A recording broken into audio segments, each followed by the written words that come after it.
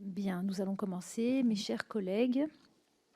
Après avoir reçu début avril le secrétaire général de l'enseignement catholique et le président de l'Union des réseaux congréganistes de l'enseignement catholique, nous poursuivons nos travaux d'enquête sur les modalités du contrôle par l'État et de la prévention des violences dans les établissements scolaires, en recevant les représentants de l'établissement privé non catholique qui relèvent d'une autre confession religieuse ou pas.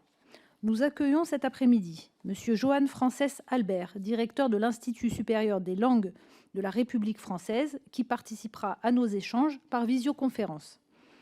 M. Philippe Butani, secrétaire du Conseil scolaire de la Fédération protestante de France, également à distance. M. David Ebidia, directeur de l'action scolaire du Fonds social juif unifié. Monsieur Maklouf Mamesh, président de la Fédération nationale de l'enseignement privé musulman, et Monsieur Sulian Vienner, secrétaire général de la Fédération nationale des établissements laïcs sous contrat avec l'État. Comme vous le savez, nous essayons de comprendre comment vous-même, au sein des établissements scolaires dont vous avez la responsabilité, et l'État, en tant qu'il est censé exercer un contrôle, veillez au bien-être des élèves et combattez toute forme de violence dont ils pourraient être victimes. Je précise que cette réunion est diffusée en direct sur le site de l'Assemblée nationale, puis qu'elle y sera consultable en vidéo. Elle fera également l'objet d'un compte-rendu écrit qui sera publié. Notre échange prendra donc la forme de questions et de réponses. Les premières questions, je vous les poserai, puis nos rapporteurs, Mme Violette Spilbou et M. Vanier, vous poseront leurs questions. Auparavant, l'article 6 de l'ordonnance du 17 novembre 1958, relative au fonctionnement des assemblées parlementaires, impose aux personnes auditionnées dans le cadre de travaux d'enquête de prêter serment, de dire la vérité, toute la vérité, rien que la vérité. Donc je vous invite, messieurs, chacun à votre tour, à lever la main droite et à dire « je le jure » dans le micro pour les personnes présentes. Je le jure. Je le jure. Je le jure. Et pour les personnes à distance aussi. Je le jure. Je le jure. Je vous remercie. Alors, pour ma première question, pouvez-vous brièvement rappeler l'objet de votre association ou réseau d'établissements d'enseignement, son contexte de création, ainsi que le nombre d'établissements, de personnel éducatif et d'élèves qu'il vous représente? Je vous laisse la parole. Je ne sais pas qui veut commencer. Allez-y, monsieur. Bien, bonjour. Alors, le Fonds social juif unifié est une association d'utilité publique qui coordonne, représente et accompagne l'ensemble des associations à caractère juif en France. Il comprend plusieurs départements d'action. Le premier, en l'occurrence, étant l'action sociale, qui est chargé de prendre en charge les personnes en situation de précarité, d'accompagner des personnes isolées ou en situation de handicap, et coordonne l'ensemble des associations à caractère social sur l'ensemble du département, de la France, pardon. L'autre département du Fonds social est aussi le département de la jeunesse, qui lui est chargé des mouvements de jeunesse et des colonies de vacances. Le département culturel, qui lui coordonne des actions et l'ensemble des associations culturelles et qui est aussi en charge de la radio, RCJ notamment, l'Arche Magazine et une plateforme qui est appelée Academ, qui est une plateforme de streaming à vocation culturelle essentiellement. Enfin, le dernier département du Fonds social juif unifié est celui que je dirige, celui de l'action scolaire, qui lui est chargé de coordonner, représenter et accompagner l'ensemble des établissements du réseau de l'enseignement juif. Nous ne sommes pas, le Fonds social juif unifié n'est pas le propriétaire des établissements juifs de notre réseau. Ce sont les associations de gestion qui sont le plus souvent qui sont les créatrices de ces établissements, qui sont propriétaires de ces établissements scolaires. Nous les accompagnons sur différents niveaux, législatifs, pédagogiques, et aussi financiers au travers de quelques dispositifs que propose le Fonds social juif unifié, mais on reviendra certainement sur ce volet-là plus tard. Nous avons donc des réunions régulières et nous faisons un accompagnement régulier des chefs d'établissement et des équipes, aussi par le biais du campus FSJU, qui est notre centre de formation agréé d'État, pour les enseignants académiques, mais pas seulement, pour l'ensemble des personnels éducatifs aussi présents dans nos établissements. Le FSJU accompagne, donc je le disais aussi, financièrement à travers divers dispositifs visant à promouvoir la mixité sociale, la mixité scolaire, la prise en charge des élèves à besoins éducatifs particuliers, le handicap, l'accès à l'école juive pour tous, et aussi à l'innovation pédagogique. Et au travers de la Fondation Gordin, avec un certain nombre de fondations partenaires, nous accompagnons nos établissements dans des projets immobiliers qui sont en lien très souvent avec une mise aux normes ou de la rénovation de bâtiments ou d'autres projets, parfois d'extension, quand c'est nécessaire. Aujourd'hui, le réseau de l'enseignement juif est composé de 117 groupes scolaires. Le plus souvent, ce sont des cités scolaires qui vont de la petite section à la terminale, mais nous avons aussi des établissements qui proposent des cursus en post-bac. Aujourd'hui, à date, notre réseau accueille 35 891 élèves. Et en nombre de personnel, alors c'est un peu compliqué de donner un chiffre arrêté, mais on est aux alentours de 2000 personnels académiques, enfin enseignants académiques sous contrat. On estime à 1100 personnels, disons, enseignants non académiques, donc qui sont présents essentiellement dans nos établissements hors contrat ou dans des classes hors contrat présentes dans certains établissements qui sont sous contrat. Et en personnel non enseignant, on doit être entre 3 et 4 000 personnels non enseignants sur l'ensemble du réseau. Encore une fois, ce sont sur ces chiffres-là des estimations, pas au prendre aux chiffres près. Et donc, notre réseau aussi, petite spécificité, nous sommes composés d'établissements entièrement sous contrat, entièrement hors contrat, et d'une part aussi significative d'établissements mixtes qui sont partiellement sous contrat ou en attente de suite de contractualisation. Je vous remercie. Madame la Présidente. Il faut éteindre votre micro, Monsieur oui, Ebédia. Madame la Présidente, Mesdames, Messieurs les députés, je vous remercie vivement de me donner la parole devant cette commission en ma qualité de président de la Fédération nationale de l'enseignement privé musulman. La Fédération nationale de l'enseignement privé musulman, la FNEM, a été créée en 2014 à l'initiative de 5 associations gestionnaires d'établissements privés musulmans, avec pour objectif de structurer l'enseignement privé musulman qui a connu un fort développement ces dernières années et de constituer un interlocuteur pour les pouvoirs publics. Elle compte aujourd'hui 65 établissements privés du premier et second degré sur les 104 que compte le réseau d'enseignement privé musulman dans son ensemble. La plupart des établissements sous contrat sont membres de la fédération. Ces établissements représentent environ 13 000 élèves, dont 1 380 au sein de classes sous contrat. Une particularité de notre réseau est la part importante d'élèves boursiers, entre 50 et 60%, contre 10,6% en moyenne nationale, selon le rapport de la CRC en 2023. Les établissements étant souvent situés au sein de quartiers populaires, ce qui encourage la mixité sociale. L'indice de la mixité sociale dans nos établissements, les PS, est de 102, alors que les PS moyens en France est de 106,6. Le premier établissement privé musulman à avoir obtenu le contrat d'association en France en 2008 est le lycée Averroès, à Lille, qui fait partie de notre réseau. Il y a également dans notre fédération des associations, bien sûr, des établissements sous contrat et des établissements hors contrat, et même des associations qui ont comme projet l'ouverture d'un établissement privé musulman.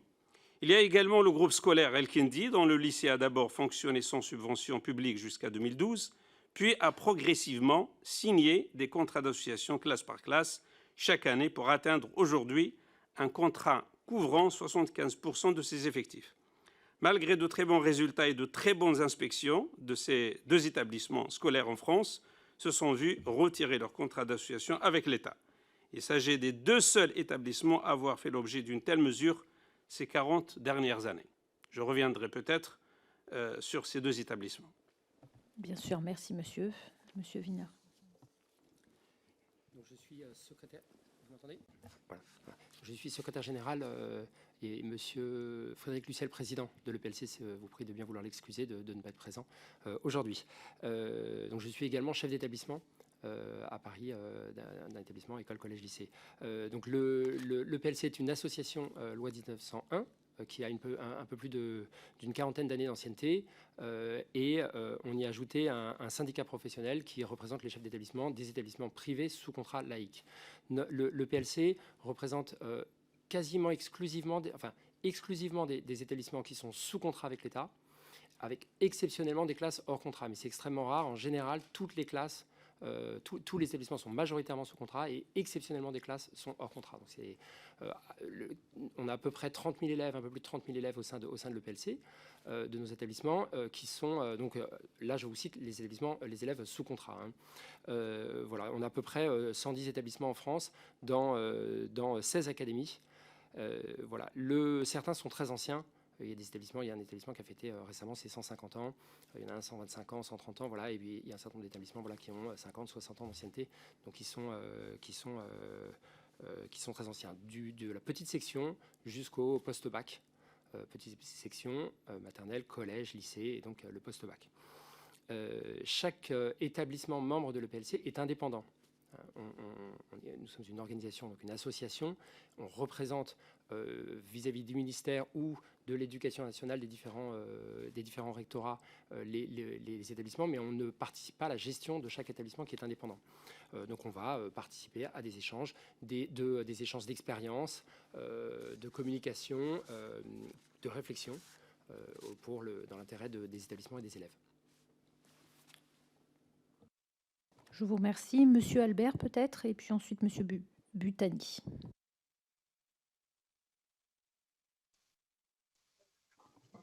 Bonjour, donc moi je représente 6 réseaux, donc des réseaux qui mettent en place justement l'école en immersion pour transmettre une langue et une culture régionale. Donc dans ces réseaux, nous avons les écoles d'Iwan, les écoles CHK, du Pays Basque, Iwan c'est pour la Bretagne, ABCM pour l'Alsace, Bressol pour le catalan, Calandrette pour l'occitan, Escola Corsa qui nous a rejoint donc pour la Corse. Ce dernier réseau n'étant pas encore contractualisé. Donc, tous les autres réseaux sont sous contrat. Excusez-moi, vous m'entendez bien? Oui, on vous entend parfaitement bien. Ah, d'accord, parce que j'ai un double écho en fait. Nous, on donc, vous entend. Les réseaux regroupent environ donc 15 000 élèves. La grande majorité des établissements, donc des 5 réseaux cités sous contrat, sont sous contrat. Mais il existe encore des établissements qui ne sont pas sous contrat. L'enjeu pour nous, là, actuellement, c'est la contractualisation de Scola Corse, puisque ce serait voilà, pour la logique que de les intégrer. Et nous comptons 1 millier de salariés, environ, je suis aussi approximatif, et nous avons des établissements de premier et de second degré. Je vous remercie. Monsieur Butani, c'est à vous. Bonjour, je vous remercie Madame la Présidente de me donner la parole. Je m'appelle Philippe Butani, je suis le secrétaire du Conseil scolaire de l'enseignement protestant. Je suis désolé de ne pas pouvoir être avec vous à Paris cet après-midi, mais les contraintes dans les établissements scolaires actuellement sur la partie de la fin d'année scolaire sont très très lourdes, et parce que je suis également chef d'établissement. Alors, le conseil scolaire, c'est une commission de la Fédération protestante de France qui rassemble 5 établissements sur l'ensemble de la France et un tout petit peu moins de 3 000 élèves.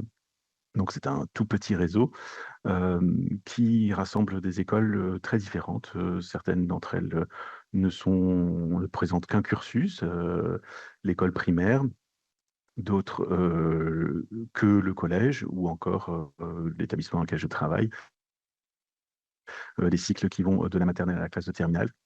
Et pour 2 établissements, des éléments qui sont des classes qui sont très largement majoritairement sous contrat, mais aussi un certain nombre de classes hors contrat. Voilà, donc un réseau qui est présent sur l'ensemble de la France, mais uniquement sur 5 établissements et qui présente la caractéristique d'avoir des élèves dans des cursus très variés avec, on a cité tout à l'heure les éléments liés aux catégories d'établissements et ces catégories sont très variées dans notre réseau, même si ils ne représentent que 5 établissements. Voilà, je ne suis pas plus long et je répondrai à votre question, à vos différentes questions tout à l'heure très volontiers. Merci beaucoup. Alors, nous allons maintenant passer aux questions des rapporteurs avec Monsieur Vanier. Merci, Madame la Présidente. Merci, messieurs, pour ces éléments introductifs. Je vais vous adresser une série de questions par bloc, si vous me permettez cette expression. Et le premier porte sur la façon dont est élaborée la politique nationale par l'État, par le ministère de l'Éducation nationale, du contrôle des établissements scolaires. Et vous savez que l'objet de notre commission d'enquête est en particulier de s'intéresser aux mécanismes de contrôle visant à identifier, à prévenir, à empêcher des faits de violence commises par des encadrants, des adultes ayant autorité sur des élèves. Je voudrais donc d'abord vous poser à chacun d'entre vous cette même question relative à l'élaboration récemment par le ministère de l'Éducation nationale d'un guide du contrôle des établissements privés sous contrat, d'un guide qui doit permettre aux inspecteurs de l'Éducation nationale de mener une série de contrôles dans ces établissements et qui vise à formaliser les procédures du contrôle. Je voudrais vous demander si vous avez été informé de la perspective de la parution de ce guide, si vous avez été consulté dans le travail qui a été préparatoire à l'élaboration de ce guide. Et de la même façon, je voudrais vous demander si, alors que la ministre d'État, Madame Elisabeth Borne, a annoncé l'extension de l'application Fait établissement aux établissements privés sous contrat, si vos réseaux d'établissements ont été associés, informés, ont préparé avec le ministère de l'Éducation nationale l'élargissement du périmètre de cette application à vos établissements.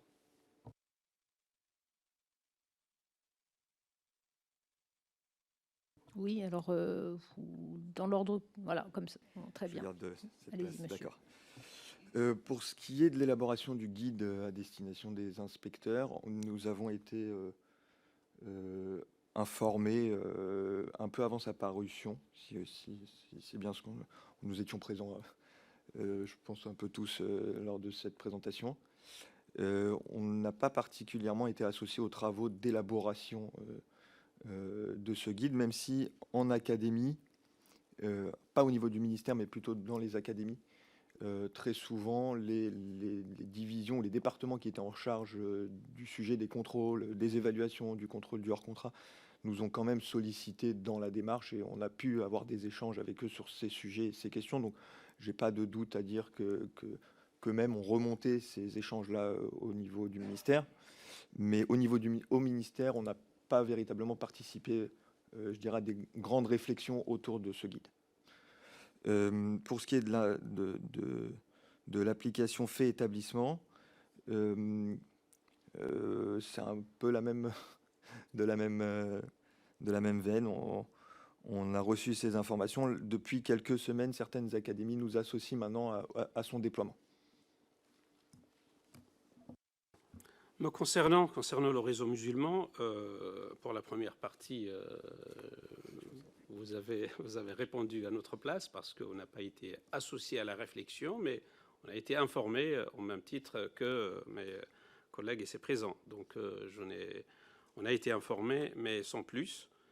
Concernant le contact avec les académies, on n'a pas eu de contact du tout concernant ce dispositif. Donc, il n'y a pas eu d'échange avec les recteurs ou les rectrices à ce sujet. Concernant l'extension faite aux établissements sous contrat, l'élargissement, non, on n'a pas été... on n'est pas au courant du tout, on n'a pas été informé, ni associé. C'est encore... voilà. Alors, concernant le premier point, Est-ce que nous avons été informés? Oui. Dans certains, alors je pense que c'était peut-être un petit peu inégal selon les académies, mais il y a eu des temps d'échange assez importants dans certaines académies, avec des réunions qui ont rassemblé aussi plusieurs réseaux, avec des temps d'échange, des questions un peu sur les principes, mais pas d'association à l'élaboration. Là-dessus, c'est quelque chose qui est revenu, qui a été plutôt élaboré par l'Éducation nationale et qui nous a ensuite été plutôt imposé, sans qu'on ait notre mot particulièrement à dire. Pour ce qui est de l'application fait établissement, je pense que là aussi ça varie en fonction des académies. Moi, ce que j'ai remonté pour en avoir discuté avec l'Académie de Paris, c'est que parfois le système local, par exemple à Paris, est efficace par rapport à d'autres académies. En fait, chaque académie, j'ai l'impression, a, en fonction du manque d'efficacité parfois dans certaines situations, à développer son propre système.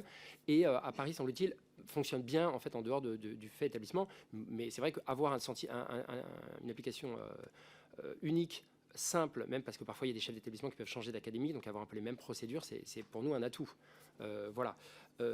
Donc ça, c'est quelque chose après qui peut-être est un petit peu dans les communications. Parce qu'on a relu depuis la réunion, la convocation à l'audition, la manière dont l'application a été communiquée auprès des établissements. Il y a peut-être un effort à faire pour bien l'identifier séparément de certaines situations, en fait. Parfois, c'est un peu noyé dans les éléments de communication. Je vous remercie. Monsieur Albert. Oui, mais je rejoins mes collègues sur le fond. On vous entend plus, Monsieur Albert. Au niveau de l'information, Il doit y avoir peut-être deux appareils ouverts parce qu'il y a un écho. Oui, vous m'entendez mieux là? Là, c'est mieux, oui. Oui. Donc, je disais que par rapport au guide, oui, nous avons eu la visioconférence du 12 mars dernier, donc, qui avait été organisée par la DGESCO, je pense, qui avait été très intéressante, puisqu'on nous avait présenté un diaporama tout à fait bien référencé. La seule chose que peut-être je regrette, c'est on l'avait évoqué à l'occasion de cette réunion, que ce diaporama, il arrive vraiment vers les chefs d'établissement, parce que je pense que c'est eux qui ont besoin d'être rassurés par rapport au contrôle, non pas parce qu'ils craignent les contrôles, mais parce qu'ils ont besoin de connaître juste les règles du jeu. Le document qui nous a été présenté le 12 mars dernier était très très bien fait, mais je ne suis pas certain qu'il ait été encore aujourd'hui partagé dans l'ensemble des réseaux et qu'il soit à disposition de tous les chefs d'établissement. Je vous remercie. Monsieur Butani. Oui, merci. Pour ce qui concerne le guide, nous n'y avons pas été particulièrement associés, mais en soi, ce n'est pas une difficulté. Il a été effectivement présenté, comme ça vient d'être dit à l'instant, et nous en avons eu connaissance. N'ont pas encore été, en tout cas pas à ma connaissance, été destinataires du guide lui-même, ni de la présentation qui en a été faite. Il était question que nous puissions adresser ce document aux établissements de nos réseaux respectifs, mais à ma connaissance, ça n'a pas encore été fait. En tout cas, ce qui a été mentionné durant cette réunion, et ça me semble être un élément réellement à souligner, c'est la formation des inspecteurs qui vont se rendre dans les établissements. On l'a vu à l'instant, là, le réseau de l'enseignement privé en France est un réseau particulièrement constitué de plein d'éléments très différents. Or, les inspecteurs ont souvent la connaissance d'un format éducation nationale classique. Et donc, cette formation-là sera vraiment, sera vraiment très, très importante pour qu'ils puissent appréhender le fonctionnement des établissements dans lesquels ils vont travailler. Pour ce qui concerne l'application fait établissement, à ma connaissance, elle n'est pas encore en œuvre. En tout cas, nous n'avons pas été destinataires d'une communication à ce sujet, mais je rejoins là encore les éléments qui ont pu être mentionnés, qui sont de cohérence et de communication entre les différents services et les établissements. Et pour notre part, nous y sommes favorables. Je vous remercie. J'essaye de résumer, de synthétiser. Éventuellement, n'hésitez pas à me corriger, mais vous avez tous, à l'exception du réseau d'établissements protestants, été informés de la parution à venir de ce guide et associés à une réunion de présentation du contenu de ce guide. Vous n'avez jamais, en revanche, pour aucun d'entre vous, été associé à l'élaboration de ce guide, même si parfois, pour certains réseaux, ponctuellement, au niveau territorial, il y a pu avoir quelques échanges avec des représentants de l'éducation nationale. Et concernant l'application fait établissement, vous avez récemment ou toujours pas été informé de la perspective de son élargissement aux établissements privés sous contrat, même si à Paris, et à Paris il y a peut-être une explication, c'est que cette application existait avant, en vérité, dans le contexte des attentats de 2015 notamment. Il y avait dans l'Académie de Paris déjà une version de fait établissement antérieure en tout cas spécifique à Paris, peut-être ce qui explique la distinction que vous évoquiez. Mais je voudrais, pour poursuivre l'échange avec vous... Oui, pardon, je me permets juste de vous... Juste de vous interrompre, sinon on est effectivement, je suis peut-être mal exprimé ou mal fait comprendre. On a bien été effectivement informés, y compris dans le réseau protestant. On a assisté aux mêmes réunions que les autres personnes tout à l'heure. Voilà, je ne voulais pas du tout dire que nous n'avions pas eu cette information. On a eu simplement l'information au même titre et au même moment que tout le monde. Merci. Très bien, merci de la précision. Nous avions compris le contraire. Mais donc, vous avez tous été informés. Aucun d'entre vous n'a été associé. Je peux résumer peut-être les choses de cette façon-là. Et je voudrais maintenant, sur la base de ce constat, considérer que votre situation paraît très distincte de celle du principal réseau, le réseau de l'enseignement catholique, qui, lui, a été de façon très approfondie associé à la fois à la perspective de l'élargissement de l'application fait établissement aux établissements relevant de son réseau depuis 2019. Nous avons trouvé la trace de premiers échanges entre le ministère de l'Éducation nationale et le SGEC sur ce sujet depuis 2019. Et depuis cette date, un certain nombre de réunions de travail ont eu lieu entre le SGEC et le ministère de l'Éducation nationale.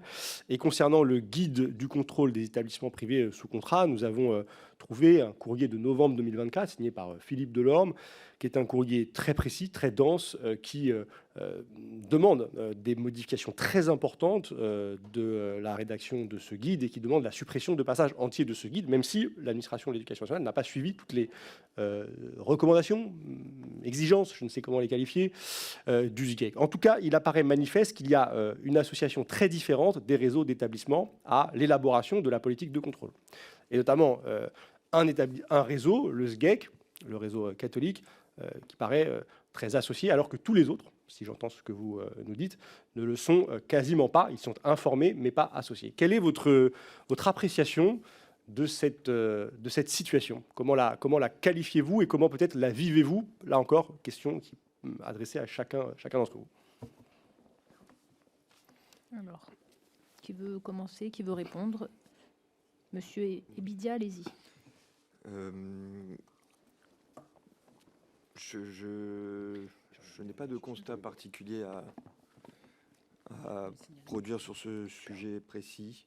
Je pense qu'à l'origine, c'est surtout une question de volume et que si le ministère ou l'Éducation nationale trouve l'adhésion du plus gros réseau ou de la part la plus importante des établissements d'enseignement privé à ce type de démarche, les autres suivront plus facilement. Je n'ai pas vraiment de ressenti particulier à la non-association. C'est vrai qu'il y a une forme de frustration quand même, parce qu'on aurait préféré y participer. D'ailleurs, le guide lui-même, personnellement, je ne l'ai jamais consulté. On ne l'a pas vu et on aurait bien aimé être associé à ces travaux-là. Donc oui, il y a une forme de frustration quand, par ailleurs, nos échanges, que ce soit avec les académies et le ministère lui-même sur d'autres sujets, sont productifs et on peut témoigner de cette association, si on veut, avec l'État dans les différents travaux et sur différents sujets. Sur ce sujet-là, on n'a pas été consulté. C'est pas c'est pas de notre ressort. Donc, voilà. Oui, moi aussi, je vais dire, sur le principe, on aurait peut-être dû être informés, associés, parce que nous représentons tous un réseau, nous avons tous des établissements, et chacun il a sa particularité, chacun il a son caractère propre. Sur le principe, je pense, on aurait dû être associés, comme je me rappelle auparavant, on a été associés par exemple pour le Vademecum sur le contrôle sur les inspecteurs de l'Éducation nationale. Donc sur ce point-là, j'aurais bien aimé être associé pour mieux comprendre le document. Ce document, je me rappelle, on nous l'a présenté une fois. J'ai relancé au moins pour qu'il nous envoie le document dans sa phase finale. Je ne l'ai pas eu encore. Donc j'ai gardé que quelques souvenirs sur ce document qui est pour moi très, très important. De manière générale, on conçoit la difficulté qu'il peut y avoir pour l'Éducation nationale de gérer les relations avec plusieurs réseaux. multiplier les interlocuteurs, c'est pas évident, c'est pas facile, c'est chronophage. On peut comprendre aussi que le réseau catholique, avec le nombre d'établissements représentés, de chefs d'établissement, d'élèves, de parents d'élèves, et peut-être une relation particulière. Mais néanmoins, c'est vrai que nous, dans les différentes académies, c'est important pour nous qu'il y ait un équilibre dans les rapports entre l'administration, l'éducation nationale et les différents réseaux. Et c'est quelque chose que nous réclamons systématiquement dans l'ensemble des académies.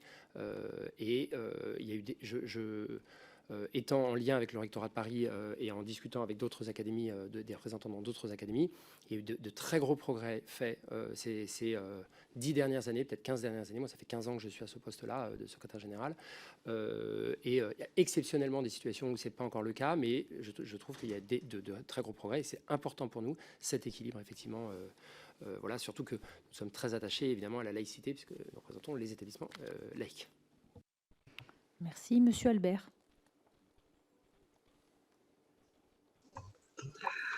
Oui, moi je suis pas, je ne vais pas dire que je suis dans la frustration. Par contre, ce qui m'interroge, c'est que face à l'application, on est véritablement lié. Donc, il faut peut-être faire attention à ça, mais c'est plus un problème de communication. Hein. Je rejoins le premier intervenant. Et la question du volume, elle est évidente à prendre en considération. Et nos réseaux, on les trouve toujours très importants quand on les regarde de notre part, hein, mais dans la réalité, on n'est pas si important que ça en termes de volume. Donc, ça je le comprends.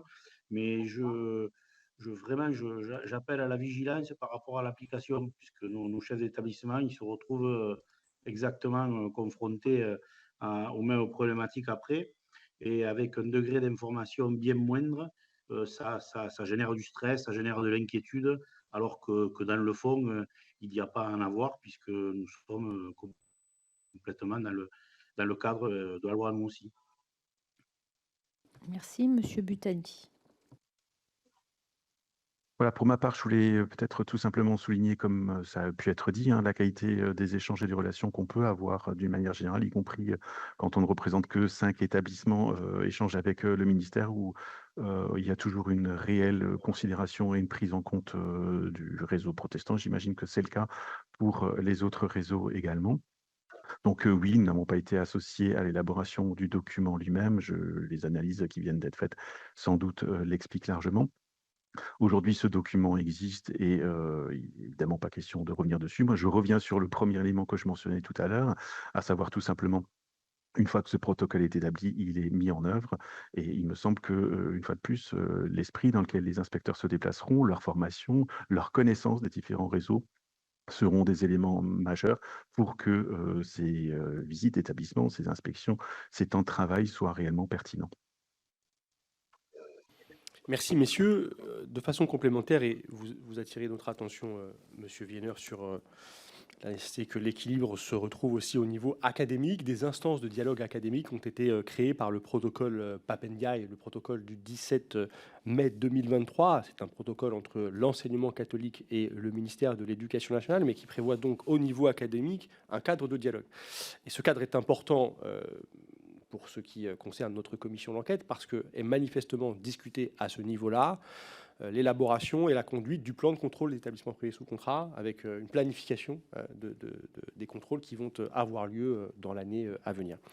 Est-ce que vos réseaux sont associés à cette échelle, à cette instance de dialogue académique? Bien évidemment, dans les académies où vous êtes présents, parce que vous êtes parfois représentant de petits réseaux, et vous n'êtes donc pas nécessairement présent dans toutes les académies du pays.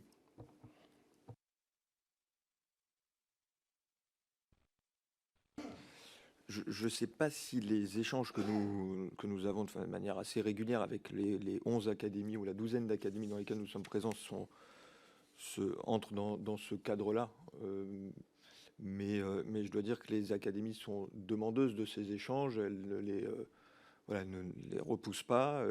J'ai pu ces derniers mois, alors ayant pris mes fonctions il y a quelques mois, j'ai dû faire effectivement le tour de l'ensemble des académies pour faire des premières rencontres et faire certains points à différents niveaux, aussi bien dans les départements liés à l'enseignement privé ou avec les secrétariats généraux, enfin les recteurs eux-mêmes. Et systématiquement, on a bien senti qu'il y avait une volonté de maintenir ces liens de manière régulière et de nous associer à toutes les démarches qui pouvaient être entreprises à l'endroit de nos établissements et dans l'ensemble des dispositifs qui sont mis en œuvre dans nos établissements par les académies. Je ne sais pas si ça...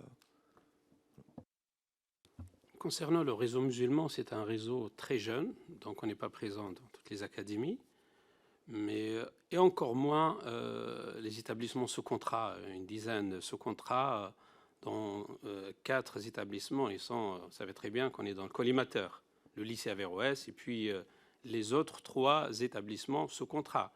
Parce que quand on a perdu, quand on a résilié le contrat d'El-Kendi, ça fait 3 contrats. C'est l'école primaire, c'est le collège et c'est le lycée. Et donc, nous avons perdu 4 contrats d'association, ce n'est pas 2 contrats d'association. Et donc, on n'a pas été associé du tout dans cette démarche. Je ferai la même réponse que M. Ebidia. Je ne suis pas sûr que les rencontres qu'on fasse rentrent dans ce protocole spécifiquement. Mais ce qui est clair, c'est que dans les académies, et maintenant ça fait de nombreuses années que c'est le cas, il y a un équilibre et des réunions en présence des différents réseaux. Ce qui permet aussi d'entendre les propos qui sont tenus entre l'éducation nationale et les différents réseaux, d'avoir aussi un discours commun, je pense, et ça c'est très utile, parce que ça donne aussi de la confiance, c'est important pour la confiance entre nous. Ce qui n'empêche pas qu'après, chaque réseau, pour parler spécifiquement de telle ou telle situation, on peut avoir aussi des réunions de notre côté. Je précise ma question, hein, parce qu'elle porte sur la façon dont vous êtes, le cas échéant, associé à la mise en œuvre d'un programme de contrôle des établissements relevant de vos réseaux. Est-ce qu'il y a au niveau territorial, au niveau académique, des échanges entre vos chefs d'établissement et les représentants de l'éducation nationale, à travers lesquels la perspective, l'imminence d'un contrôle peut être évoquée, ou quand ces contrôles ont lieu, et on viendra ensuite sur la façon dont ils sont déclenchés et sur ce que vous avez eu le cas échéant à connaître, vous découvrez le contrôle au moment où les inspecteurs de l'éducation nationale se présentent à la porte de vos établissements. Alors, je reprends la parole puisque je viens de finir. Dans notre cas, je dirais qu'il y a un mélange des deux. Parfois, ce qui se passe aussi, c'est que le représentant de réseau peut être associé, c'est pas systématique, mais peut être associé à une planification ou à une sorte de priorité. Parce que on peut connaître les situations individuelles de chaque établissement avec des changements, par exemple, de chef d'établissement, ou pour ne pas faire d'erreur sur le nombre de contrôles, puisque maintenant vous avez différents contrôles, l'auto-évaluation, le contrôle, il y a plus des changements d'établissement, parfois des établissements aussi qui sont en difficulté, et ça a nécessité de la coordination. Je sais que pour en avoir parlé avec les quelques représentants de rectorat, ça se faisait de manière fermée par rapport aux établissements. Et je sais que moi, pour l'avoir vécu, des établissements qui me disaient tiens, je viens d'apprendre que je suis contrôlé. Ils m'informaient. Je disais bah oui. Et je ne disais pas d'ailleurs obligatoirement que je le savais, puisque je ne le savais pas systématiquement. On avait fait un peu un bassin parfois. Voilà, on me disait c'est l'établissement. De toute façon, c'est le rectorat qui avait le dernier mot. Mais un temps d'échange utile a pu être fait avec de l'incertitude, c'est clair. Et de la surprise, j'en ai vécu avec d'autres représentants de rectorat. Concernant le réseau musulman, tous les contrôles, que ce soit dans des établissements sous contrat ou hors contrat, aujourd'hui, ce sont des contrôles inopinés. Il fut un temps, c'est vrai, peut-être avant 2020, on a eu on n'a pas eu des contrôles inopinés pour des établissements sous contrat. Mais à partir de 2020, tous les contrôles sont inopinés. Voilà. Alors, je rejoins M. Vienner sur les nouvelles, on va dire la nouvelle formule de contrôle des établissements sous contrat, mais en même temps, ça varie d'une académie à l'autre. Certaines académies nous ont parfois associés à l'élaboration du calendrier, voilà, pour tenir compte parfois d'inspections qui pouvaient être menées par les réseaux eux-mêmes, de changements de chef d'établissement, que ça ne vienne pas se superposer à une phase d'évaluation de l'établissement, ou que ce soit trop rapproché avec d'autres types de contrôles qui pouvaient avoir lieu dans la structure, surtout pour des établissements qui pouvaient parfois proposer du supérieur et donc passer des audits Calliope en parallèle. Voilà, essayer de ménager un petit peu les chefs pour que les contrôles puissent se passer dans de bonnes conditions, mais en même temps, la finalité, l'académie prenait la décision et voilà, c'était pas de notre ressort d'aller sélectionner l'établissement ou de cibler davantage.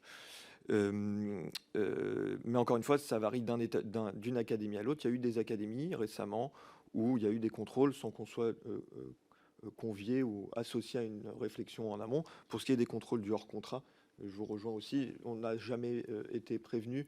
C'est vraiment, j'en ai eu un dans toute l'histoire où il y a eu, où on a un petit peu prévenu du passage, mais je pense que c'était pour que les inspecteurs puissent voilà, s'assurer que l'établissement soit ouvert, vu des éléments de calendrier ou des choses comme cela. Mais non, on n'est pas prévenu de ces contrôles-là en amont. Monsieur Albert. À ma connaissance, dans aucun réseau, on a été véritablement associé à des réunions de travail en amont. On a bénéficié, comme on l'a déjà dit, de toutes les informations qui étaient publiques et apposites sur les différents sites, mais on n'a pas travaillé directement avec l'éducation nationale. Et en ce qui concerne les contrôles, dans plusieurs réseaux, effectivement, des contrôles ont commencé déjà. Et voilà, la géométrie a été variable. Certains établissements ont été prévenus, certes tardivement, mais prévenus. D'autres ne l'ont pas été. Et pour les écoles hors contrat, ça arrive aussi qu'on ait des contrôles inopinés, mais qui sont aussi prévus dans le cadre de la loi. Donc, ça ne me pose pas de problème particulier. Merci. Monsieur Butani. Merci. Pour ce qui est des instances de dialogue académique, elles sont sans doute de mise en œuvre assez inégales en fonction des académies. Pour ce qui est des contrôles, je pense que je fais partie des établissements les plus contrôlés de France, puisque l'établissement dans lequel je travaille est celui qui rassemble le plus d'élèves du réseau d'enseignement protestant. Et comme c'est un établissement qui va de la maternelle jusqu'à la terminale, on est toujours l'objet.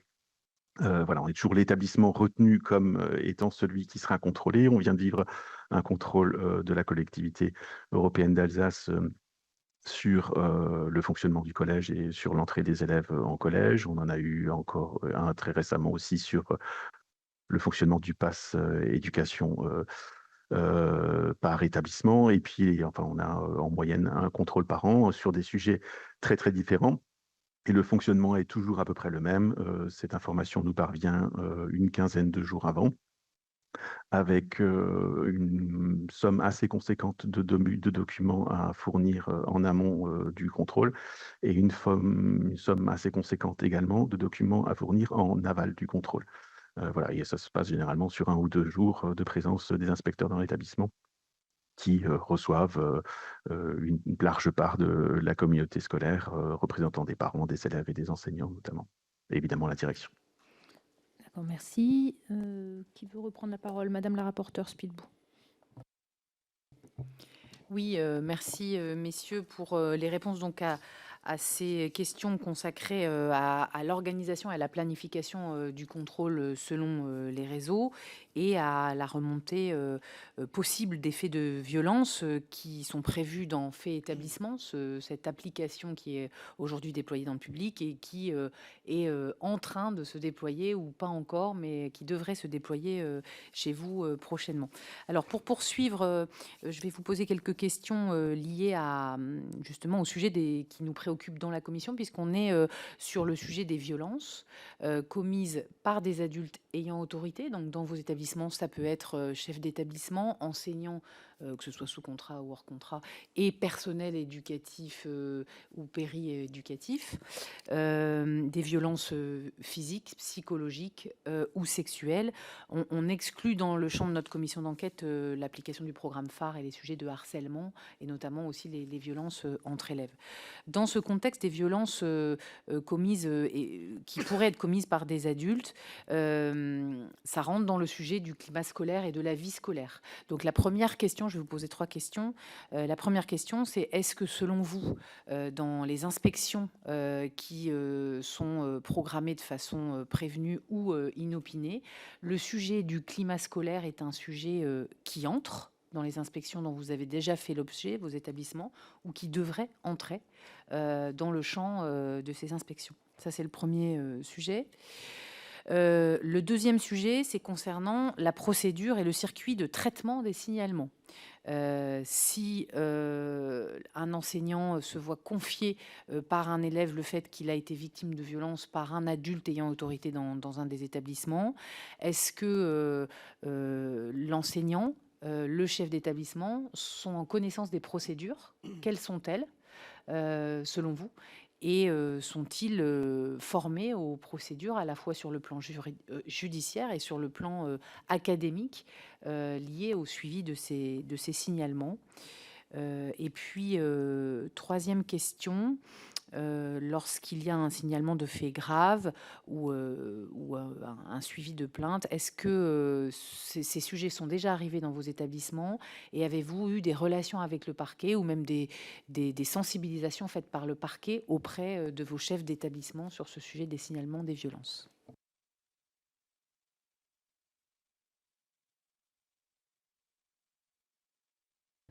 Monsieur Ebédia. Notamment, s'il y a un article 40, hein, notamment comment fonctionne le suivi des articles 40. Est-ce que le parquet vous a proposé des échanges ou est-ce que par l'inspection académique ou par le DAZEN, il y a eu des formations ou des sensibilisations de vos personnels sur ce sujet? Pour le dernier élément, pas à ma connaissance. Mais je vais reprendre peut-être dans l'ordre. Est-ce que les inspections doivent porter sur le climat scolaire? Bien entendu. Enfin, nous considérons que... mais c'est d'ailleurs déjà le cas, mais pas dans une formule d'inspection, mais plutôt pour ce qui était lié aux évaluations des établissements. Il y a clairement dans les domaines qui sont évalués par les inspecteurs qui viennent visiter les établissements lors de l'évaluation externe, un domaine qui porte sur la vie et le bien-être de l'élève, et donc sur le climat scolaire et la vie de l'établissement. La difficulté sur ce sujet, c'est que les personnels qui sont, je dirais, en responsabilité sur ces sujets-là ne sont pas des personnels académiques. Et donc, toute la difficulté, elle se joue aussi à cet endroit, c'est à quel moment l'académie vient intervenir sur l'accompagnement qu'elle peut donner à des personnels qui ne font pas partie, n'entrent pas dans le cadre du contrat, dans le sens où ils ne sont pas rémunérés par l'État. Et ce qu'on remarque aussi, c'est que quand des faits, alors de plus ou moins grande gravité, hein, pouvaient être remontés à l'académie et qu'on demandait, on demande souvent conseil. Mais finalement, l'intervention de l'académie, elle peut être limitée quand ça ne porte pas sur un personnel qui est académique. Et donc très souvent, le département de la vie scolaire en académie se donne un conseil, mais ne se prononce pas véritablement ou n'ordonne pas une action très précise. Le circuit de traitement des signalements, je pense qu'il est très peu connu de nos chefs d'établissement, pour cause ce que je disais aussi précédemment. Donc très régulièrement, enfin, quand ils en ont le besoin en tout cas, ils sollicitent un conseil de la part de l'académie qui, elle, va énoncer à nouveau, voilà, lié à votre cas de figure, à ce cas précis, voilà ce que vous pourriez mettre en œuvre, ce que vous pouvez mettre en œuvre, et comment lancer une procédure. Les faits graves. Des faits graves qui s'apparenteraient à ce qu'on a pu entendre par l'audition des témoins, que j'ai aussi écouté avec beaucoup d'attention et qui m'ont un petit peu bouleversé aussi. À ma connaissance, dans notre réseau, on n'en a pas eu beaucoup. Il y a 2 ans de ça, on a eu une affaire qui a aussi paru dans la presse, avec 2 personnes qui n'étaient d'ailleurs pas des enseignants académiques, hein, et qui ont tout de suite été mis à l'écart des établissements dans lesquels ils travaillaient. Mais on n'a pas eu plus que ce cas-là, en tout cas à ma connaissance, de cas.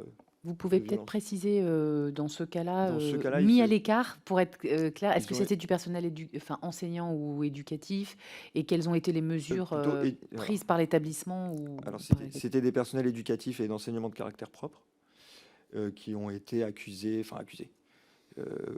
pour des faits de violences sexuelles, surtout d'abus vers des enfants alors je crois que c'était surtout en bas âge, hein, fin maternelle, début primaire, et mis à l'écart. Ils ont été sortis de l'établissement et très vite remis à la justice. D'ailleurs, là, ils ont été pour les 2, je crois, en détention pendant une très longue période. Je crois qu'il y en a un d'eux qui est aujourd'hui sorti de détention, mais en attente de son jugement.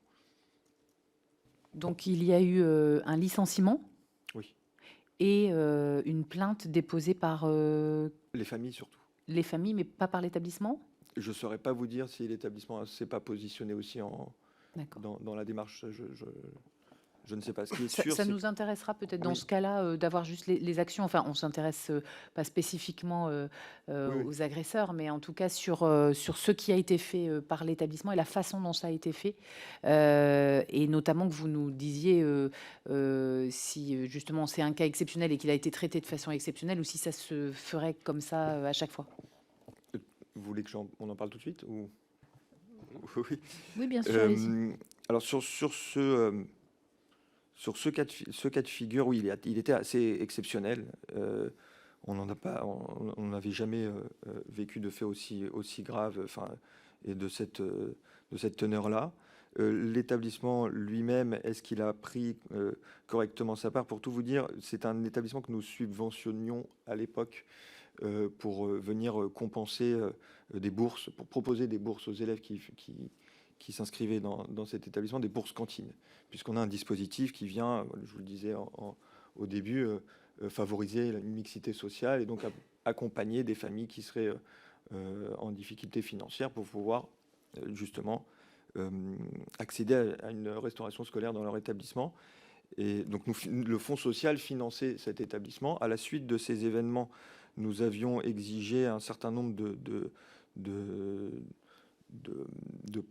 procédures à mettre en œuvre au sein de l'établissement, de suivi des victimes, parce que nous avons aussi un autre dispositif qui s'appelle le dispositif Horizon Enfance, qui vient, lui, positionner dans les établissements des personnes ressources, donc des psychologues scolaires, de la médecine scolaire, de l'assistante sociale, et d'autres types de personnes ressources. Ça marche en fait sous une modalité de convention où il faut mettre en place un de ces personnels-là.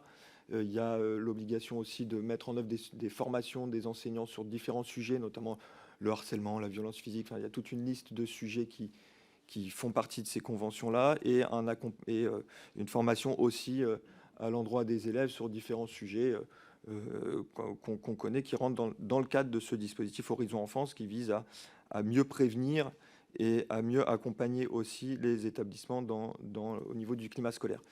Et donc à la suite de ces faits, nous avons considéré que l'établissement n'a pas pris la mesure qu'il fallait de ces événements et du suivi dans l'établissement. Et donc on a choisi d'arrêter nos subventions vis-à-vis de cet établissement-là. Donc je ne sais pas si ça répond plus ou moins un peu à toute... Merci, Monsieur Mamèche. Oui, me concernant, je n'ai pas eu de connaissance de cas dans notre réseau, pour le réseau musulman, jusqu'à aujourd'hui.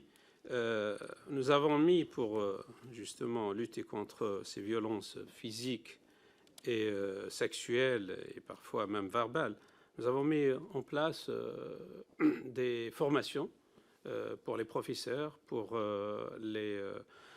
l'équipe éducative. Nous avons même organisé un séminaire au niveau national. Donc la FNAM a organisé un séminaire au niveau national sur le harcèlement, mais on n'a pas eu de cas concrets sur la violence physique ou sexuelle dans notre réseau.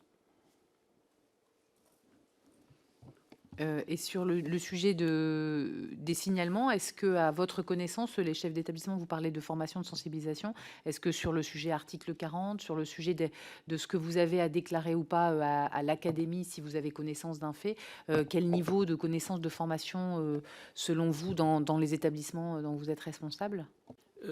Oui, comme je vous ai dit, on n'a pas eu de signalement jusqu'à maintenant. Vous savez, notre réseau, c'est un réseau très très jeune.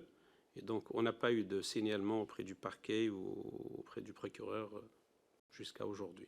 On n'a rien à signaler pour ce sujet. Nous avons d'autres défis peut-être, mais pas celui-ci. Mais du coup, vous n'avez pas, pour bien comprendre, je comprends qu'il n'y a rien eu, mais si aujourd'hui un élève ou une élève se plaignait auprès d'un chef d'établissement, vous pensez que le chef d'établissement a les ressources pour agir, ou qu'il faudrait mettre en place des choses pour qu'il sache quoi faire suite à ce signalement. Je pense à la suspension conservatoire d'un personnel, la plainte de l'établissement, l'article 40. Est-ce que vos chefs d'établissement savent ce que c'est qu'un article 40, par exemple? Oui, tout à fait. Nos chefs d'établissement, bien sûr, ils jouent leur rôle pleinement en tant que chef d'établissement. Et pour ce sujet-là, nous avons aussi fait des formations concernant le signalement des cas similaires.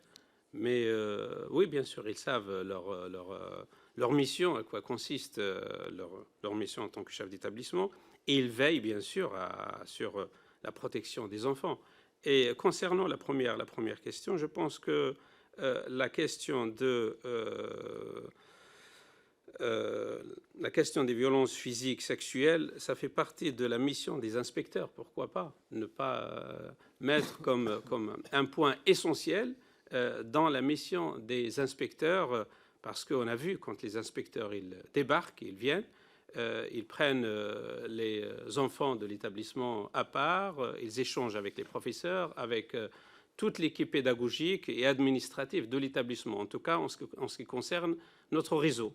Donc les inspecteurs ils sont bien informés aussi sur s'il y a des cas de violences physiques ou sexuelles dans nos établissements. Et je pense que c'est très important de mettre ce point dans la mission des inspecteurs. Nous ne sommes pas contre, au contraire, on est très sollicités. On sollicite les inspecteurs à aller jusqu'au bout dans leur enquête dans les établissements. Allez-y, monsieur. Sur le sujet du climat scolaire, effectivement, c'est un sujet délicat parce que quand on fait par exemple l'auto-évaluation, on a reçu des visites, mais c'est le chef d'établissement qui choisit les élèves et les parents d'élèves qui vont participer aux réunions. Donc d'une certaine manière, est-ce que ce sont les bons interlocuteurs? Très honnêtement, puisqu'ils sont choisis par l'établissement, mais à l'inverse, enfin, comment donner la parole vraiment? Et même si un inspecteur vient et interroge au hasard des élèves, comment est-ce qu'il va faire pour savoir s'il interroge les bons élèves ou les bons parents d'élèves ou les bons professeurs? Chacun a un point de vue. Ça peut dépendre de sa situation personnelle. Je ne sais rien, moi, si on a des problèmes dans le transport le matin, et mille raisons. S'il fait beau, pas beau, difficile de dire. Mais oui, c'est un sujet dans l'auto-évaluation. Et surtout dans les auto-évaluations et donc les visites d'inspecteurs, il y a eu des contacts et je pense que la parole est quand même ouverte et les élèves et les parents d'élèves n'hésitent pas à dire des choses devant les IPR, même si le chef d'établissement est présent. Est-ce que c'est un sujet? Oui. Alors moi je pense qu'il y a une amélioration générale parce qu'on a parlé évidemment des incidents très graves, mais il y a aussi le climat général avec les petits incidents du quotidien, les petites expressions en classe ou en dehors. Ça peut être entre les élèves aussi, où les professeurs sont attentifs aussi, ou le personnel. Et je pense qu'il y a une évolution positive globalement. Est-ce que ça continue à nécessiter de la formation? Oui. Est-ce que les enseignants sont assez formés? Je ne pense pas. J'ai pas souvenir d'avoir vu des formations proposées par les rectorats sur ce sujet pour les enseignants directement avec des sessions. Peut-être qu'il y en a, mais je ne crois pas. Ça relève de l'établissement s'il y arrive en fonction de la situation, s'il décide de le mettre en place. Donc oui, un sujet de formation. Alors après, on rentre dans un autre problème qui est comment faire rentrer tout ce qu'on veut faire rentrer dans la vie d'un enseignant ou d'un chef d'établissement. Parce que je peux vous faire une liste quasiment chronologique des augmentations de ce qui est demandé sur les 10 dernières années. Je peux vous dire que c'est effrayant. Je ne sais pas à un moment donné quand on peut enseigner, en fait. On peut se poser la question. Préparer les élèves aux examens. Des signalements graves. Alors, est-ce que un établissement est à l'abri? Est-ce qu'un réseau est à l'abri? Moi, je ne pense pas. Donc oui, dans notre réseau, à travers les années, il y a eu des incidents plus ou moins graves. Quand les rectorats ont été sollicités, ils ont répondu. Je pense qu'ils ont répondu avec des relations fortes avec les chefs d'établissement pour du personnel enseignant ou du personnel non dépendant de l'éducation nationale. Le parquet, pas à ma connaissance en direct tellement, puisque ça passe plutôt par le responsable de la vie scolaire au sein du rectorat, peut-être plus que le parquet directement. Après, dans certains cas, ce qui n'est pas facile à faire, c'est d'obtenir que pour des cas qui sont intermédiaires, on aille jusqu'à une intégration dans le dossier de l'enseignant, par exemple. Ça, c'est un peu compliqué parce que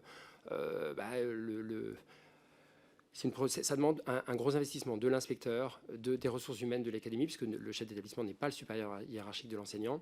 Donc ça nécessite que le chef d'établissement arrive à faire intervenir des enseignants, l'équipe du rectorat, évidemment contre le fautif au sein de l'établissement, alors qu'ils ont eux aussi beaucoup de choses à faire, beaucoup de contraintes, et il faut avancer à pas mesurés. Voilà. Je ne suis pas sûr, à ma connaissance, l'établissement ne peut pas déposer plainte quand il y a une situation. C'est la famille qui dépose plainte. Hein. Je ne pense pas que l'établissement, alors peut-être que je me trompe, mais je ne pense pas que l'établissement puisse déposer plainte.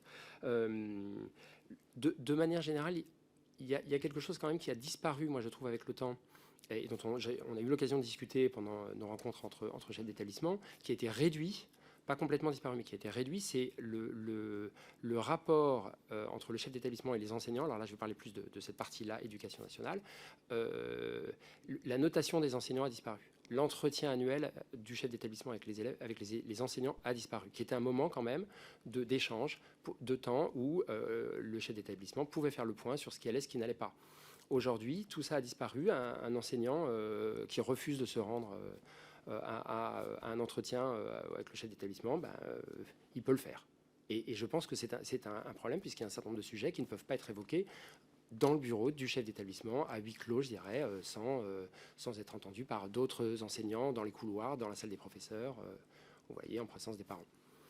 Et c'est pas facile de faire venir toujours un inspecteur pour un entretien, c'est compliqué. Pourtant, au sein de votre réseau, le chef d'établissement est bien celui qui va embaucher l'enseignant? Alors ça dépend ce qu'on appelle par embaucher. Qui signe le contrat? Oui. Qui embauche? C'est la personne qui signe le contrat, ou est-ce que c'est la personne qui fait passer l'entretien? C'est pas. Alors, on va utiliser le verbe choisir. Dans notre réseau, c'est comme pour. Enfin, normalement, comme tous les établissements privés sous contrat, voilà, nous faisons passer les entretiens, mais il arrive parfois que le rectorat nous dise voilà, j'ai un lauréat de concours ou un enseignant prioritaire qui revient de congé maternité et qui va être prioritaire sur tel poste. Donc, ils vont nous demander de recevoir l'enseignant, et parfois, on aura préféré quelqu'un d'autre, mais on prendra cet enseignant-là. Donc, vous voyez, on l'aura parfois pas choisi. Oui, parfois, mais la règle, c'est plutôt que le chef d'établissement choisisse son équipe d'enseignants. Oui. D'accord, donc très bien. Mais c'est vrai que quand on choisit un enseignant, on ne sait pas ce qui va se passer 10 ans après. Comme pour un élève d'ailleurs, quand on l'inscrit en CP, on ne sait pas ce qu'il adviendra et comment il sera en entrant en seconde. Je vous remercie. On va peut-être passer à Monsieur Albert. Oui, merci. En ce qui concerne le climat scolaire, oui, je pense que c'est important qu'il soit pris en compte et qu'il soit évalué. Ça, c'est évident. J'y rajouterai aussi la pédagogie qui est déployée. Est-ce que cette pédagogie, elle permet justement aux élèves d'accéder à des dispositifs où leur parole peut être entendue plus facilement ou accueillie plus facilement? Je crois que c'est quelque chose qui prend du temps, effectivement. Hein. Je me mets à la place des inspecteurs qui feront ces nouveaux contrôles, puisqu'il va falloir qu'ils regardent un peu dans toutes les directions. Hein. Mais oui, parler du climat de l'établissement me paraît primordial. Pour le second point, là, le traitement des signalements, là, je crois qu'il faut vraiment travailler pour éduquer les réflexes. Hein. Dans tous les réseaux, il y a des personnels justement dédiés, qui sont des personnels ressources, on va dire, hein, qui sont souvent employés par les réseaux et qui vont venir en soutien de nos chefs d'établissement. Si un chef d'établissement est confronté à un problème très délicat et dont il n'a pas forcément la réponse automatique, on va leur demander systématiquement d'appeler les référents. Dans ce domaine, il faut dire qu'on a quand même des rapports tout à fait intéressants hein, avec l'éducation nationale et que aujourd'hui, il existe quand même, et heureusement, des interlocuteurs qui répondront à nos demandes, en sachant que je pense que les chefs d'établissement doivent aussi être conscients que selon la gravité des faits, le procureur de la République reste pour moi la personne référente. Si on estime que le fait est extrêmement grave, je crois qu'il faut, faire le sait, dans ce domaine-là, il vaut mieux agir vite et d'une manière assez forte. Donc je pense que ça doit rester véritablement la personne aux ressources en cas de fait très grave. Dans nos réseaux, j'ai justement enquêté à mon tour un peu dans tous les réseaux. Hein. On n'a pas eu de faits extrêmement graves. Il y a eu des faits incontestablement, hein, je suppose, hein, un peu dans tous, mais qui ont été, on va dire, gérés. J'ai en tête, au moins pour un réseau que je connais mieux que les autres, donc une mise en retrait d'un personnel, hein, avec un travail vraiment qui a été fait conjointement entre l'établissement et l'éducation nationale, on va dire d'une manière que je considère assez classique, dans une très bonne écoute et avec justesse. Je vous remercie. Monsieur Butani. Oui, merci. Pour ce qui concerne les contrôles et le climat scolaire, et je peux que souscrire à ce qui vient d'être dit, ce climat scolaire d'ailleurs, même si évidemment on n'arrive pas à le percevoir jusqu'au bout des choses, mais en tout cas il est assez visible rien que tout simplement en entrant dans l'établissement et en regardant les élèves circuler et nourrir des liens avec les adultes. Mais évidemment, si on veut avoir un regard plus juste sur la réalité des choses, il faut aller plus loin et on peut en être que d'accord. Je complétais les éléments d'information qui étaient donnés tout à l'heure concernant le panel des gens qui sont reçus par les différents inspecteurs. Alors oui, ils sont choisis par le chef d'établissement, souvent d'ailleurs liés à des contraintes de disponibilité d'un certain nombre de personnes, que ce soit les enseignants, les élèves ou les parents, mais ils ne sont pas choisis non plus complètement au hasard. Et ils sont issus de corps ou de représentants de l'établissement. Donc, si on parle des élèves, nous allons proposer aux élèves du conseil de vie de l'établissement de participer à tel échange avec telle commission, et les élèves qui le souhaitent ou qui sont disponibles ou sont libérés de cours à ce moment-là. Ils viennent d'ailleurs très très volontiers. Et c'est la même chose pour les représentants du CSE, les délégués des parents, où à chaque fois, en fait, nous faisons la proposition à l'instance, donc aux représentants, par exemple, des parents, et ce sont eux, en leur sein, qui vont désigner les personnes qui seront, elles, réellement physiquement présentes. Donc, finalement, le degré d'intervention du chef d'établissement est relativement restreint.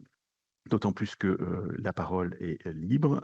Le chef d'établissement, en tout cas pour tous les contrôles que nous avons eus dans notre établissement, est systématiquement absent des différents échanges qui ont lieu avec les représentants voilà, de la communauté scolaire, et c'est très bien ainsi.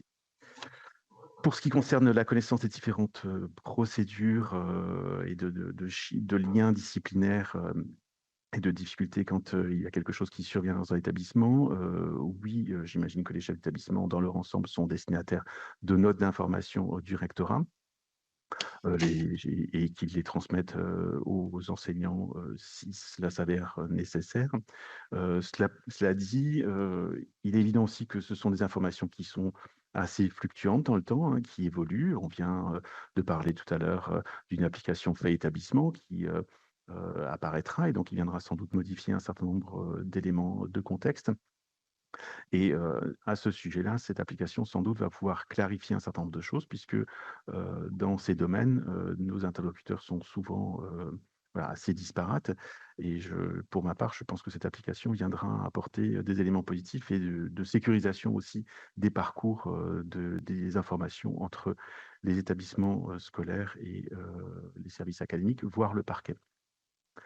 Dans notre réseau, nous n'avons pas connaissance de faits graves ou de difficultés majeures entre des adultes et des élèves. Cela dit, les liens entre les élèves, eux, peuvent poser quelquefois difficulté. Et si on regarde un certain nombre d'éléments qui ont pu se dérouler récemment ou dont j'ai pu avoir connaissance, voilà, de tensions très très fortes ou de moments entre les élèves, qui ont, je répète, ça ne concerne pas les adultes avec les élèves, mais les élèves entre eux. Le lien avec les services académiques, et tout particulièrement le recteur ou le directeur académique, me semble vraiment majeur. Ils sont d'un conseil vraiment très très important, et ils permettent aussi de soutenir les chefs d'établissement. Pour ce qui concerne la relation avec le parquet, y compris quand il y a dépôt de plainte de la part de l'établissement, pour ma part, je n'ai jamais eu de sollicitation ni de contact avec qui que ce soit à ce sujet-là. Le temps judiciaire, les fonctionnements judiciaires sont très éloignés du temps scolaire et du fonctionnement scolaire.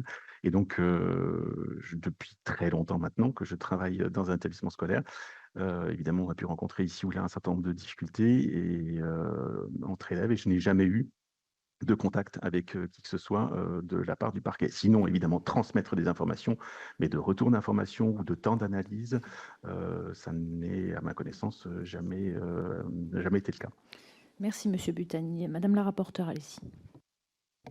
Oui, alors, étant donné la contrainte de temps, il nous reste quelques minutes pour cette audition. J'ai une question sur le recrutement des personnels non enseignants payés par l'État, donc de tous les autres personnels dans vos réseaux et dans les établissements de vos réseaux, sur la question de l'honorabilité, on va dire des processus de recrutement.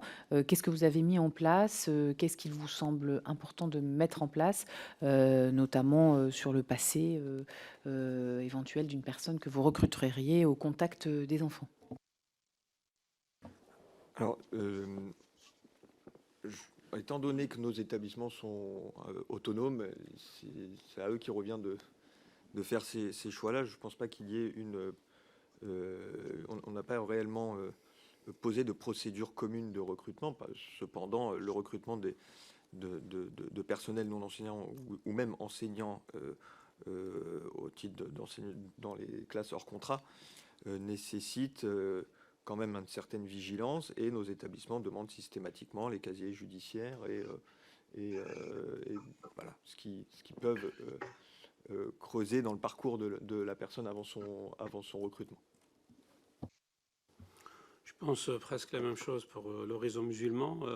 Il y a souvent dans les établissements le chef d'établissement qui préside une commission de recrutement pour tout ce qui est personnel, que ce soit éducatif ou administratif, et on demande à chaque fois le casier judiciaire vierge pour le recrutement. Et on commence bien sûr avec un contrat, un CDD, puis ça évolue avec le temps.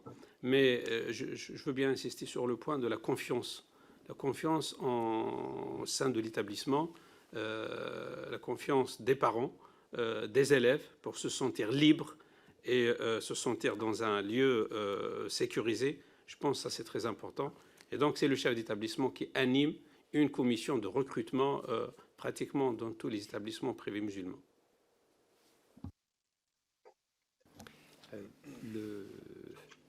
Je ferai la même réponse que M. Bidia. Chaque établissement est indépendant, donc on n'a pas mis en place de procédure. Néanmoins, il y a une des caractéristiques, alors je pense peut-être dans les établissements privés sous contrat, c'est la forte, en tout cas moi je le vois quand on en discute pendant les réunions collectives avec l'ensemble des chefs d'établissement de notre réseau, c'est l'implication générale de nos chefs d'établissement. C'est-à-dire que dans le privé sous contrat, on va gérer les locaux, on va gérer les recrutements, on va gérer alors les recrutements directs au sein de la structure, mais ce qu'on ne gère pas, ce sont les prestataires qui vont recruter aussi, je sais pas, on va prendre le ménage ou la demi-pension, qui vont pouvoir recruter des prestataires que nous, on n'aura pas vu sélectionner, on n'aura pas vu le CV, on n'aura pas vu le casier judiciaire. Voilà. Ou alors il faudrait que dans le contrat, ce soit mis en place, mais je ne pense pas que ce soit particulièrement le cas. En revanche, c'est l'implication sur les différentes strates des chefs d'établissement, et qui fait qu'il y a un contrôle et une présence à différents niveaux, et ça, c'est important. On le ressent dans les... et c'est un peu immatériel, c'est comme dans le climat scolaire. On le ressent dans l'implication des chefs d'établissement et qui vont être présents à différents moments de la vie de l'établissement. Monsieur Albert.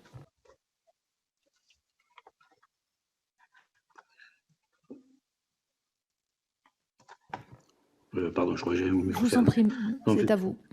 Votre question, elle alerte plus finalement que ce qu'elle questionne, parce qu'on fait tous un peu pareil pour le recrutement, mais je pense que dans le contexte, il faut qu'on aille effectivement un peu plus loin. J'attendais l'intervenant précédent et je le rejoins. C'est vrai qu'il y a l'autonomie des établissements, il y a des règles de base, mais je crois qu'il faut qu'on soit encore plus vigilant sur ce que vous avez nommé l'honorabilité. Je pense qu'il faut que nos entretiens soient peut-être un peu plus poussés dans ce domaine-là, mais je ne vais pas vous dire qu'on demande le casier, parce que vous savez comme moi que oui, c'est bien, hein, c'est une pièce certes importante, mais ça ne peut pas suffire pour connaître véritablement une personne, et donc il faut qu'on ait...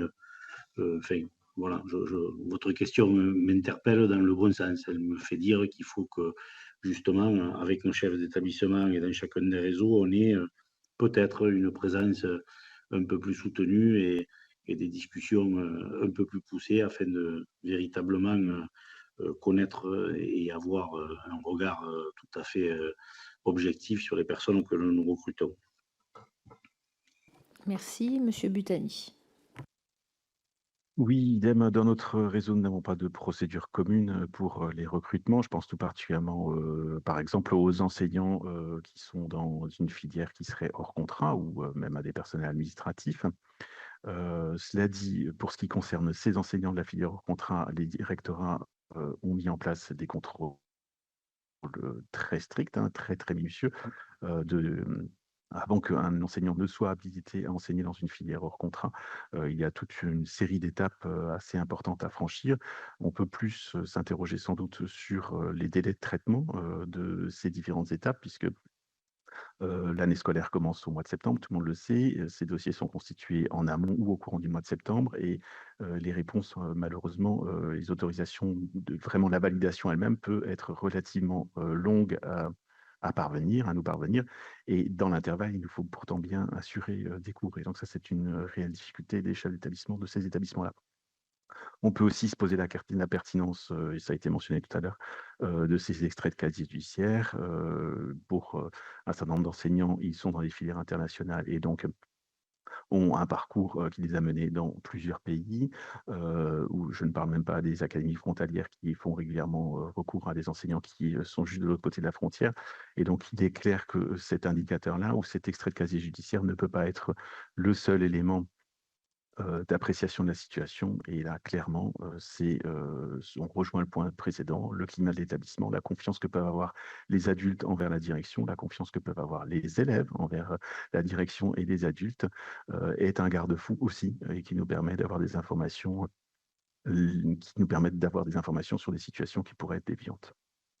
Merci. Donc, nous allons passer à une question du rapporteur. Madame Spil, vous voulez d'abord? Oui, juste donc une précision.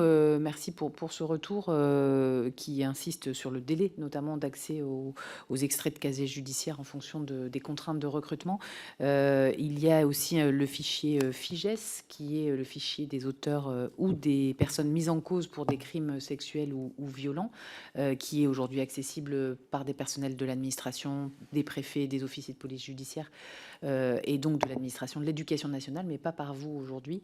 Et donc, il y a des questionnements aussi qui peuvent se faire autour de cet accès au FIGES dans certains cas, ou pour des personnes qui seraient recrutées à temps plein dans un établissement.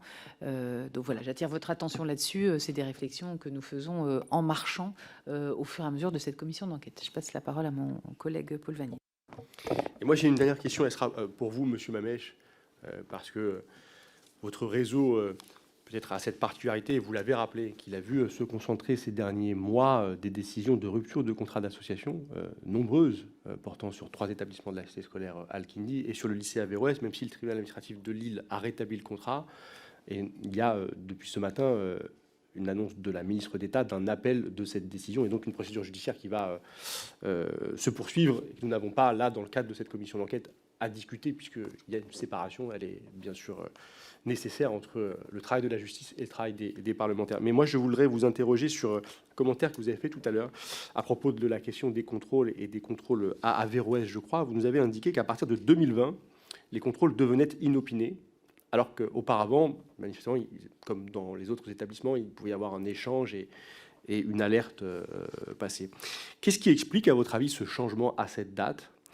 Et peut-être pouvez-nous vous faire un commentaire, votre analyse de l'intensité des contrôles, de la densité du nombre, de la fréquence des contrôles que l'établissement Averroès et l'établissement Al-Kindi ont eu à connaître ces derniers mois et ces dernières années?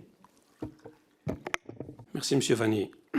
D'abord, dans un premier temps, j'aimerais bien vous inviter, en tant que commission qui travaille sur le contrôle, de rendre visite à l'un de nos établissements qui ont connu beaucoup de contrôles, que ce soit le groupe scolaire Al-Kindi ou le lycée Averroès, puisque vous vous êtes rendu à Bétarin parce qu'il y a un problème. Aujourd'hui aussi, on est dans une tempête politico-médiatique et ça mérite, je pense, une visite sur place pour discuter un peu avec les enseignants, l'administration, les élèves, les parents d'élèves, pour une situation qui a duré maintenant depuis 2019. Qu'est-ce qui a provoqué cette tempête? de contrôle, des contrôles qui s'accélèrent. Pas plus que hier, on a reçu un nouveau contrôle pour le lycée Averroès, un contrôle fiscal. La semaine dernière, on a eu un autre contrôle concernant les ressources du collège Averroès par la préfecture.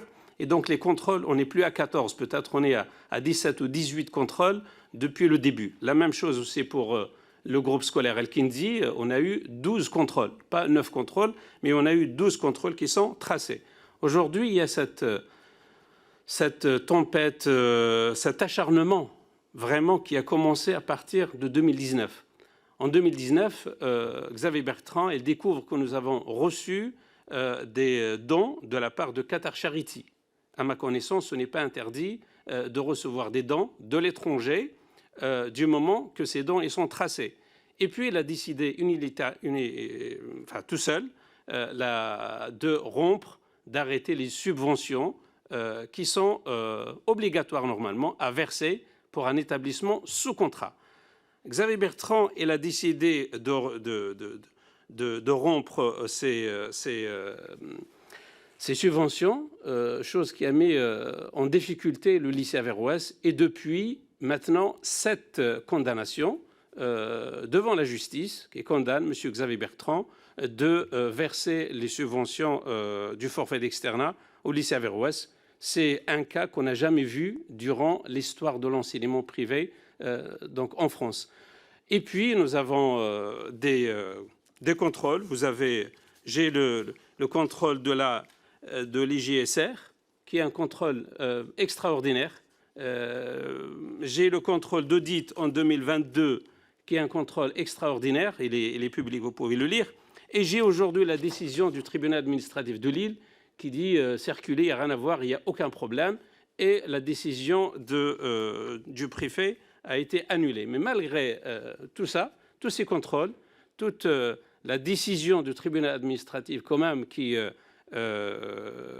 réconforte le lycée Averroès dans son rôle, aujourd'hui, on n'arrive pas à comprendre. Les musulmans en France, les parents d'élèves, les élèves, on n'arrive pas à comprendre quelles sont les vraies motivations. Alors nous avons eu des déclarations du ministre de l'Intérieur, les déclarations du ministre de la Justice, les déclarations du président de la région. Tous, apparemment, ils ont décidé de résilier le contrat d'association. Pourquoi vous avez tous entendu que le lycée Averroès, parfois, c'est celui qui pose problème, les dons de l'étranger. Parfois, on décide de l'entrisme, frérisme.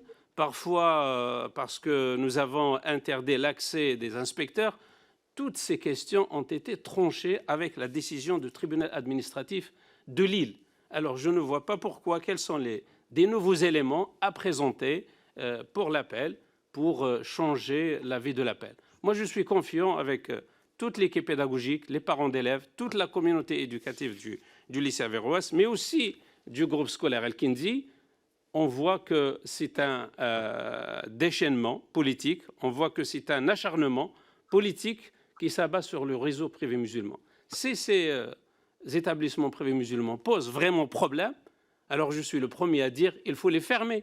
Ce n'est pas juste supprimer le contrat ou résilier le contrat d'association, mais il faut les fermer. Aujourd'hui, on n'est pas là. Soit on croit à la mission des inspecteurs et de la DRFIP et de la décision de la justice, soit on fait ce qu'on veut. Il y a une volonté derrière, une volonté politique de nuire au réseau musulman. Voilà. Merci, Monsieur Mamèche. Bien, nous allons clore donc cette discussion, cette audition. Nous vous remercions et merci beaucoup. Merci. Monsieur Albert, Monsieur Butani aussi, merci de votre présence. Merci.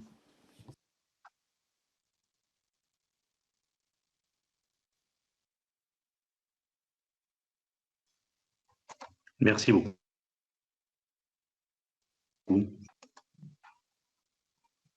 Bonne fin d'après-midi. Au revoir.